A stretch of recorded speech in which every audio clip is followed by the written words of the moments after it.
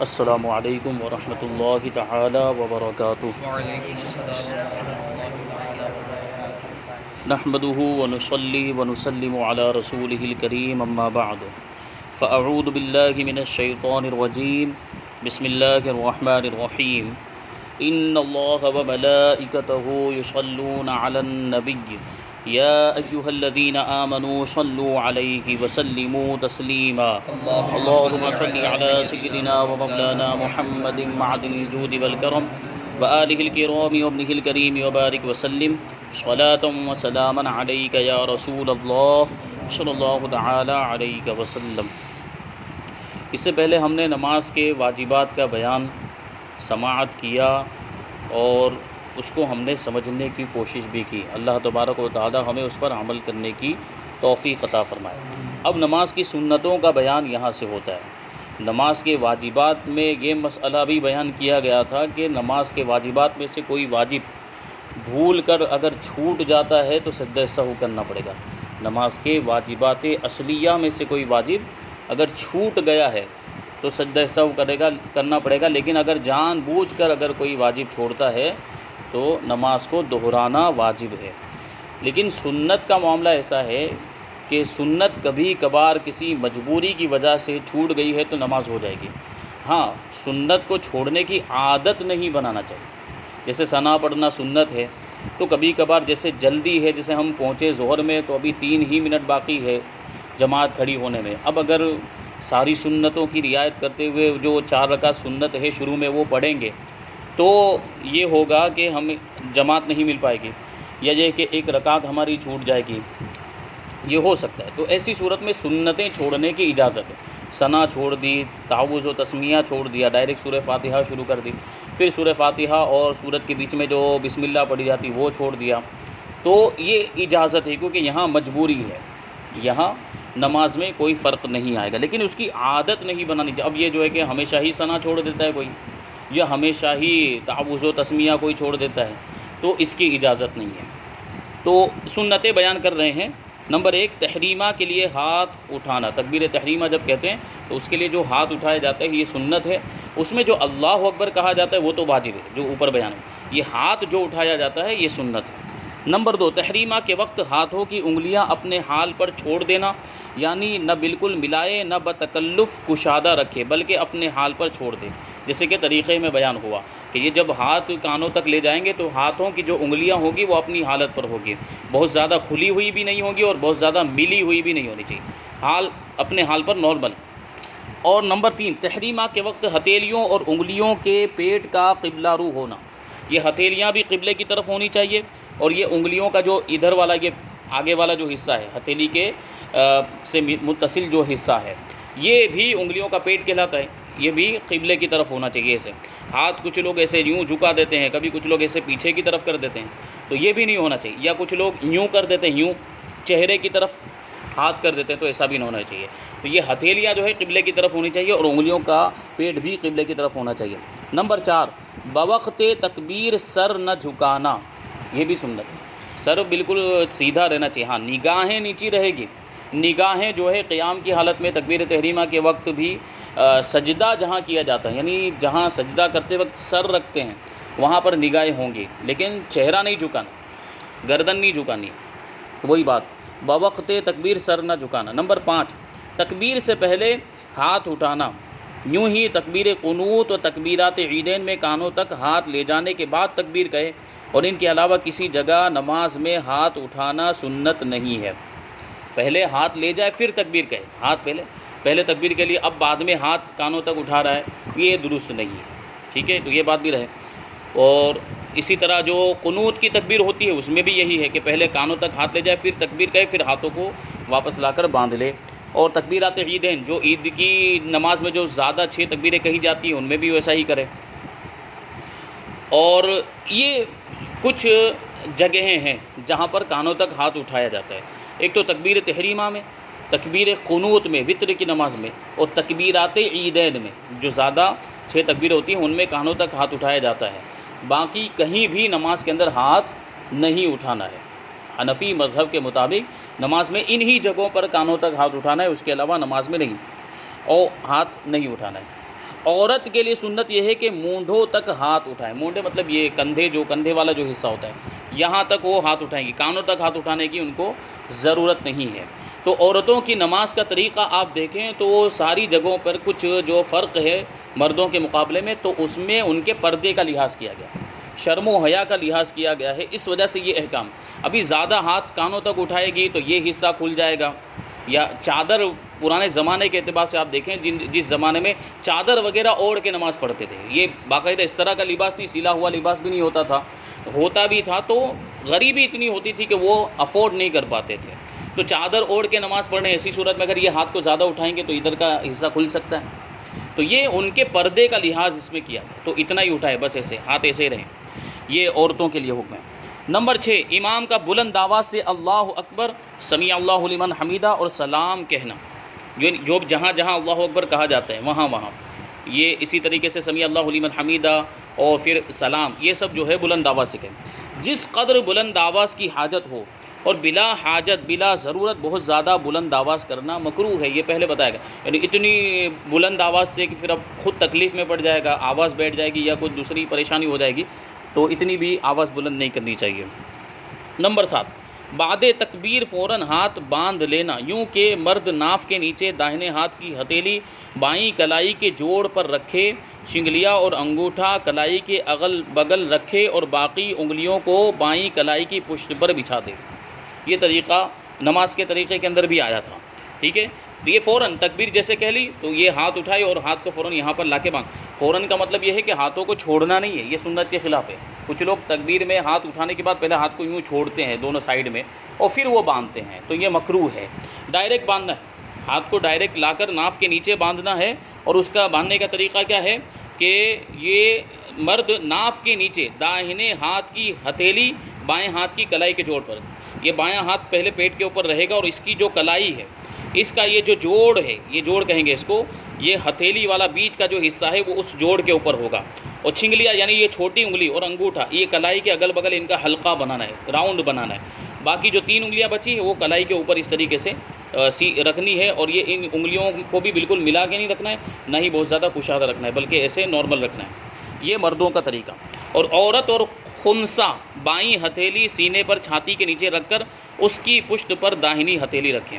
یہاں پر عورتیں جو ہوں گی وہ بائیں ہتھیلی اس طریقے سے رکھ کر اس کے اوپر دائیں ہتھیلی رکھیں گی, اس طریقے سے وہ سینے پر ہاتھ باندھے گی. عورت کا بھی یہی حکم ہے اور خنثی کا بھی, یعنی جو تیسرا جینڈر ہوتا ہے ان کے لیے بھی یہی حکم ہے.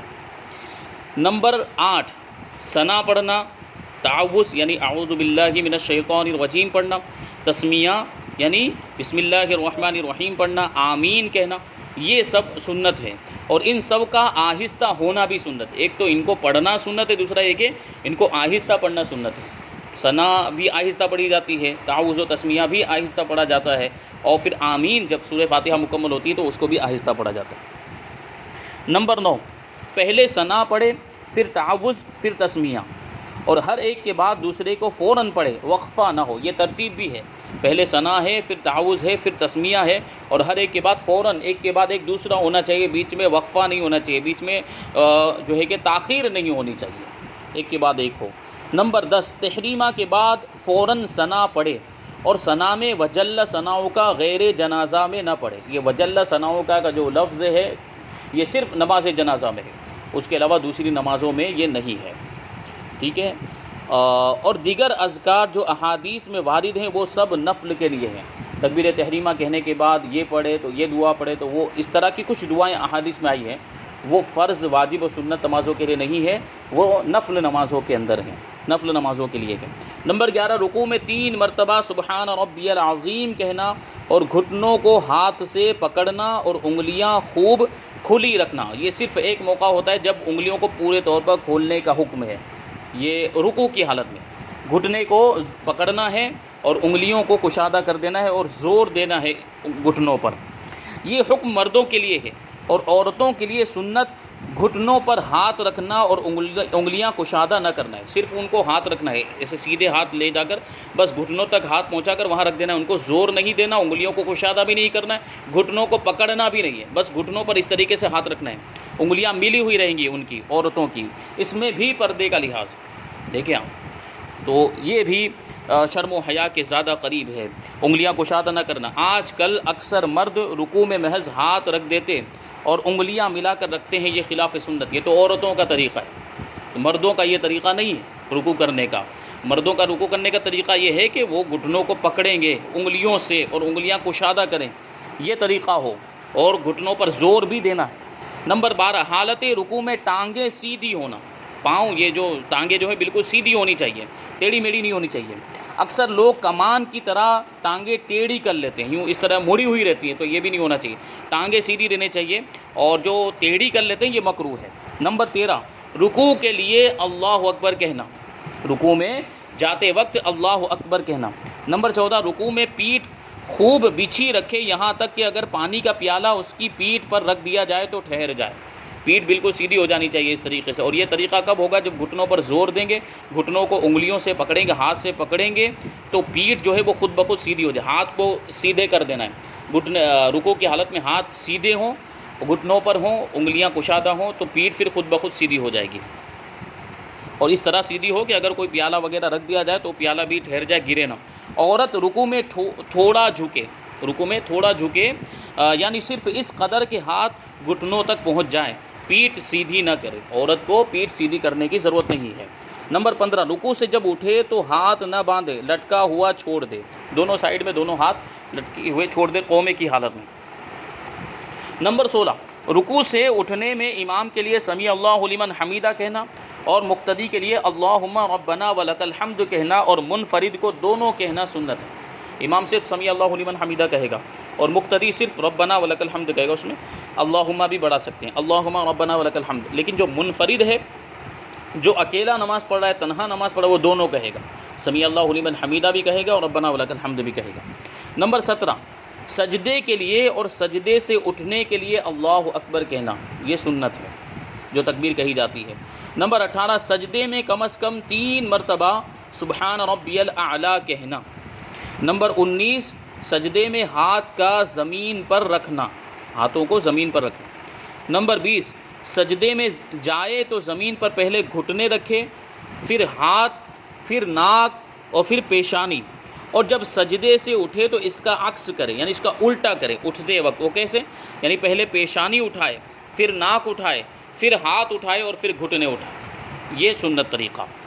نمبر 21، مرد کے لیے سجدے میں سنت یہ ہے کہ بازو کروٹوں سے جدا ہو، یہ بازو کا حصہ، یہ اتنا والا حصہ، یہ یہاں کوہنی ختم ہوتی ہے، اس کے اوپر جو حصہ ہے یہ بازو کہلاتا ہے، یہ کروٹوں سے، اس کے مقابل میں جو جگہ ہے اس کو کروٹ کہیں گے، یہ کروٹوں سے اس طرح جدا رہے بازو کا حصہ سجدے کی حالت میں، اور پیٹ رانوں سے جدا رہے، پیٹ کا یہ والا حصہ ہے یہ رانوں سے جدا رہنا چاہیے، اور کلائیاں زمین پر نہ بچھائے، یہ کلائیاں بھی ایسے زمین پر بچھی ہوئی نہیں ہونی چاہیے، زمین سے ایسی اوپر ہونی چاہیے، زمین پر بچھی ہوئی نہ ہو، مگر جب صف میں ہو تو بازو کروٹوں سے جدا نہ ہوں گے، کیونکہ اگر صف کے اندر نماز پڑھ رہے ہیں، جماعت کے ساتھ نماز پڑھ رہے ہیں، اور ایسی صورت میں بازو کو کروٹ سے ایسے جدا کریں گے تو یہ کوہنی باہر آ جائے گی، اور پھر یہ کوہنی بازو والے کو لگے گی، اس کی وجہ سے وہ اس کو تکلیف ہو سکتی ہے، تو سجدے میں اس کی اجازت ہے کہ یہ کروٹیں، بازو جو ہے وہ کروٹوں سے ملے ہوئے رہیں۔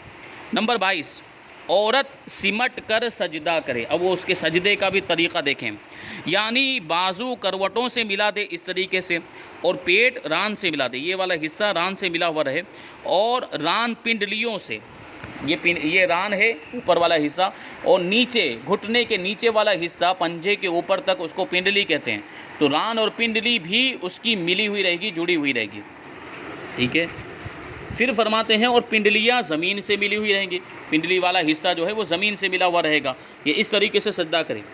نمبر 23، دونوں گھٹنے ایک ساتھ زمین پر رکھے، اور اگر کسی عذر سے ایک ساتھ نہ رکھ سکتا ہو تو پہلے دائنا رکھے پھر بایاں رکھے۔ جب سجدے میں جاتے ہیں تو جاتے وقت دونوں گھٹنے ایک ساتھ میں زمین پر رکھنے ہیں، ایسا نہ ہو کہ ایک رکھ دیا پھر دوسرا بعد میں رکھنا ہے، دونوں ساتھ میں رکھنا، ہاں کوئی مجبوری ہے تو جائز ہے۔ نمبر 24، سجدوں میں انگلیاں قبلہ رو ہونا، ہاتھوں کی انگلیاں بھی اور پاؤں کی انگلیاں بھی، اس کو بیان کرتے ہیں۔ نمبر 25 ہاتھوں کی انگلیاں ملی ہوئی ہونا سجدے کی حالت میں۔ نمبر 26 سجدے میں دونوں پاؤں کی 10 انگلیوں کے پیٹ زمین پر لگنا سنت ہے۔ 10 انگلیوں کے پیٹ یعنی اس طریقے سے موڑ کر انگلیوں کے جو سرے ہیں، انگلیوں کی جو نوک ہے یہ قبلے کی طرف ہو جائے، اس طریقے سے انگلیوں کو موڑنا ہے، اور انگلیوں کا جو پیٹ ہے اندر والا باطنی حصہ ہے وہ زمین پر لگنا چاہیے، جو نماز کے طریقے میں بتایا گیا تھا، تو یہ سنت ہے۔ اور ہر پاؤں کی 3 انگلیوں کے پیٹ کا زمین پر لگنا واجب ہے، اور 10 کا قبلہ رو ہونا سنت ہے، ٹھیک ہے، اور 1 انگلی کا کم سے کم پیٹ لگنا یہ فرض ہے۔ نمبر 27 جب دونوں سجدے کر لے تو اگلی رکعت کے لیے پنجوں کے بل گھٹنوں پر ہاتھ رکھ کر اٹھے، یہ سنت ہے، یعنی زمین پر ہاتھ رکھ کے نہ اٹھے، گھٹنوں پر ہاتھ رکھ کے پاؤں کے جو پنجے ہوتے ہیں ان پر وزن دے کر اٹھے، جو اس طریقے سے یہ سنت ہے۔ ہاں کمزوری وغیرہ عذر کے سبب اگر زمین پر ہاتھ رکھ کر اٹھا جب بھی کوئی حرج نہیں ہے، اور اگر کوئی مجبوری نہیں ہے، کمزوری وغیرہ کچھ بھی نہیں ہے، تو پھر اسی طرح اٹھنا چاہیے، پنجوں کے بل گھٹنوں پر ہاتھ رکھ کر، زمین پر ہاتھ رکھ کر نہ اٹھے۔ نمبر 28 دوسری رکعت کے سجدوں سے فارغ ہونے کے بعد بایاں پاؤں بچھا کر دونوں سورین اس پر رکھ کر بیٹھنا، بایاں پاؤں یعنی الٹا پاؤں بچھا کر، جو قاعدے میں بیٹھتے ہیں اس کا طریقہ بتا رہے ہیں، بایاں پاؤں اس طریقے سے بچھا دیں اور پھر اس کے اوپر بیٹھ جائیں، یہ ہے، اور داہنا قدم کھڑا رکھیں، سیدھا پاؤں جو ہے وہ کھڑا رکھیں، اور داہنے پاؤں کی انگلیاں قبلہ رخ کر دیں، اس کی انگلیاں زور دے کر قبلہ کی طرف کر دیں، یہ مرد کے لیے ہے، اور عورت دونوں پاؤں داہنی جانب نکال دے گی، دونوں پاؤں اس کو تورک کہتے ہیں، دونوں پاؤں داہنی جانب نکال دے گی، اور سورین زمین پر رکھے، زمین پر رکھ کر بیٹھے، یہ اس طرح کرے، دونوں پاؤں داہنی جانب نکال دے اور بائیں سورین پر بیٹھے، یعنی اس کو زمین پر رکھ دے۔ نمبر 29 دائنا ہاتھ داہنی ران پر رکھنا، قاعدے کی حالت میں دائنا ہاتھ دائیں ران پر رکھنا اور بایاں ہاتھ بائیں پر، اور انگلیوں کو اپنی حالت پر چھوڑ دینا، وہی نہ کھلی ہوئی ہوں نہ ملی ہوئی ہوں، اور انگلیوں کے کنارے گھٹنوں کے پاس ہونا، گھٹنوں کے اوپر نہ ہونا، گھٹنوں کو پکڑنا بھی نہیں ہے، گھٹنوں کے قریب ہوں، بس گھٹنوں کو پکڑنا نہ چاہیے۔ نمبر 30 شہادت پر اشارہ کرنا، تشہد میں جو اشہد اللہ الہ الا اللہ و اشہد ان محمد عبدہ و رسولہ ہے، وہاں پر انگلی سے اشارہ کیا جاتا ہے، یہ اشارہ کرنا بھی سنت ہے، اور اس کا طریقہ بھی ہے کہ وہ یوں کیا جائے کہ چھنگلیا اور اس کے پاس والی انگلی کو بند کر دے، یہ جو چھوٹی انگلی ہے اور اس کے پاس والی انگلی اس کو بند کر دے، یعنی اس طریقے سے ہتھیلی سے ملا دے، اور انگوٹھے اور بیچ کی انگلی کا حلقہ بنائے، بیچ والی انگلی یہ شہادت کی انگلی کے بعد والی، اس کو اور انگوٹھے کو اس طریقے سے حلقہ بنائے، راؤنڈ بنائے، گول برابر۔ پھر یہ جو شہادت کی انگلی ہے یہ لا پر کلمے کی انگلی اٹھائے اور اللہ پر گرا دے، اشہد اللہ الہ الا پہ گرا دے، الا اللہ پہ گرا دے، یہ طریقہ جو ہے کہ ہے، اور سب انگلیاں فوراً سیدھی کر لے، مٹھی بندی ہوئی نہیں رہنی چاہیے، پھر جب اللہ پہ گرا دے تو پھر باقی انگلیاں بھی سیدھی کر لے۔ نمبر 31 قعدہ اولیٰ کے بعد تیسری رکعت کے لیے اٹھے تو زمین پر ہاتھ رکھ کر نہ اٹھے بلکہ گھٹنوں پر زور دے کر، ہاں اگر عذر ہے تو حرج نہیں، وہی بات جو دوسری رکعت کے لیے اٹھنے کے بارے میں بتایا، وہی قعدے سے تیسری رکعت کے لیے اٹھیں گے تب بھی وہی طریقہ کہ گھٹنوں پر ہاتھ رکھ کر پنجوں کے بل اٹھے۔ پھر آگے ہے نمبر 32 تشہد کے بعد دوسرے قعدے میں درود شریف پڑھنا، اور افضل وہ درود ہے جو نماز کے طریقے میں مذکور ہوا، دوسرے قعدے میں، جو دوسرا قعدہ ہوتا ہے نہیں، قعدہ اخیرہ جس کو کہتے ہیں، 4 رکعت والی نماز میں وہ دوسرا قعدہ ہوگا، اور 2 رکعت والی نماز میں وہی آخری قعدہ ہوگا، تو اس میں تشہد کے بعد درود شریف بھی پڑھنا ہے، وہ سنت ہے، اور وہ کون سا درود شریف ہے؟ درود ابراہیم۔ نمبر 33 اور نوافل کے قعدے اولیٰ میں بھی مسنون ہے، یعنی نوافل کے پہلے قعدے کے اندر بھی التحیات کے بعد درود شریف پڑھنا سنت ہے۔ نمبر 34 مقتدی کے تمام انتقالات امام کے ساتھ ساتھ ہونا، انتقالات کا مطلب ایک کے بعد ایک دوسرا رکن ادا کرنا، جیسے ابھی قیام کیا تو اس کے بعد رکوع کرنا ہے، اس کے بعد سجدہ کرنا ہے، پھر دوسرا سجدہ کرنا ہے، پھر دوسری رکعت ہے یا پھر قعدہ وغیرہ جو بھی کرنا ہے وہ امام کے ساتھ ساتھ کرے، مقتدی جو ہے وہ امام کے ساتھ ساتھ کرے۔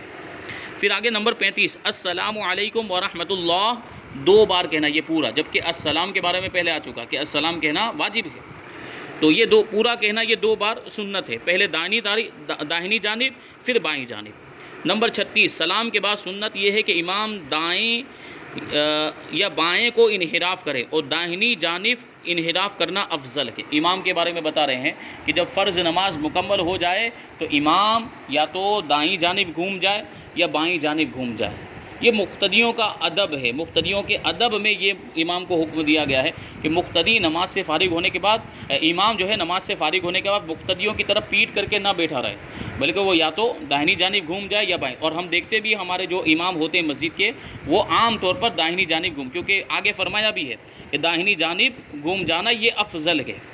اور مقتدیوں کی طرف منہ کر کے بھی بیٹھ سکتا ہے، اگر پورا گھوم گئے ایسے جیسے قبلے کی دیوار کی طرف جو ہے کہ قبلے کی طرف چہرہ تھا پھر پورا مقتدیوں کی طرف چہرہ ہو گیا، تو یہ بھی جائز ہے، اس میں بھی کوئی حرج نہیں ہے۔ یہ طریقہ عام طور پر ہمارے مخالفین نے اختیار کر لیا ہے، یعنی پورا گھوم کر بیٹھ جاتے، تو ہم کیا سمجھتے کہ یہ غلط ہے، اگر ایسا کریں گے تو وہ ان کے طریقے پر عمل ہو، تو یہ ایسا نہیں، بلکہ یہ تو ہماری کتابوں کے اندر بھی ہے، یعنی گھوم سکتے ہیں، کوئی حرج نہیں ہے۔ لیکن ہمارے یہاں ابھی جو طریقہ رائج ہے وہ کیا ہے، داہنی جانب رخ کر جو ہے کہ امام جو ہے گھوم جاتے ہیں داہنی جانب نماز سے فارغ ہونے کے بعد، تو اسی کو اختیار کیا جائے۔